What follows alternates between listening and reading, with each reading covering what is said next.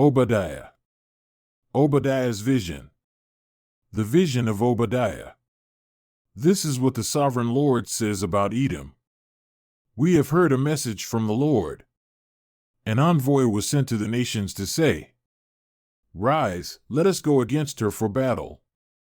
See, I will make you small among the nations. You will be utterly despised.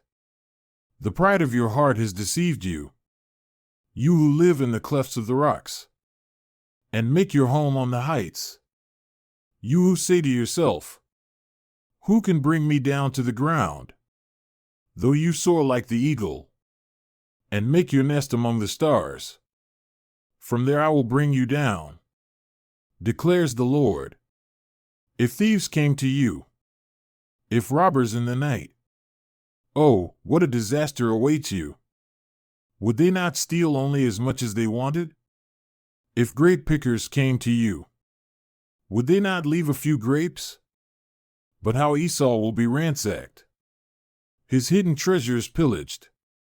All your allies will force you to the border. Your friends will deceive and overpower you.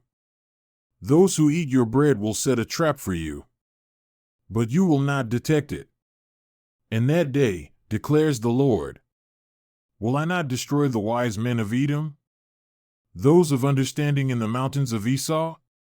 Your warriors, Taman, will be terrified, and everyone in Esau's mountains will be cut down in the slaughter. Because of the violence against your brother Jacob, you will be covered with shame. You will be destroyed forever. On the day you stood aloof, while strangers carried off his wealth, and foreigners entered his gates, and cast lots for Jerusalem, you were like one of them. You should not gloat over your brother in the day of his misfortune, nor rejoice over the people of Judah in the day of their destruction, nor boast so much in the day of their trouble.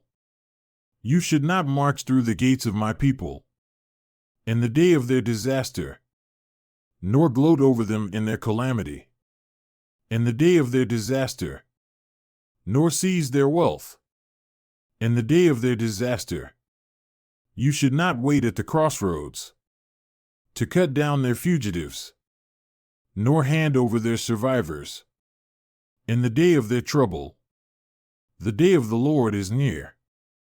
For all nations, as you have done, it will be done to you. Your deeds will return upon your own head. Just as you drink on my holy hill, so all the nations will drink continually. They will drink, and be as if they had never been. But on Mount Zion will be deliverance. It will be holy, and Jacob will possess his inheritance. Jacob will be a fire, and Joseph a flame. Esau will be stubble, and they will set him on fire and destroy him.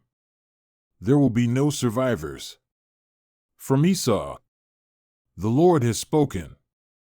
People from the Negev will occupy the mountains of Esau, and people from the foothills will possess the land of the Philistines. They will occupy the fields of Ephraim and Samaria, and Benjamin will possess Gilead. This company of Israelite exiles who are in Canaan will possess the land as far as Zarephath. The exiles from Jerusalem who are in Sepharad will possess the towns of the Negev. Deliverers will go up on Mount Zion to govern the mountains of Esau, and the kingdom will be the Lord's.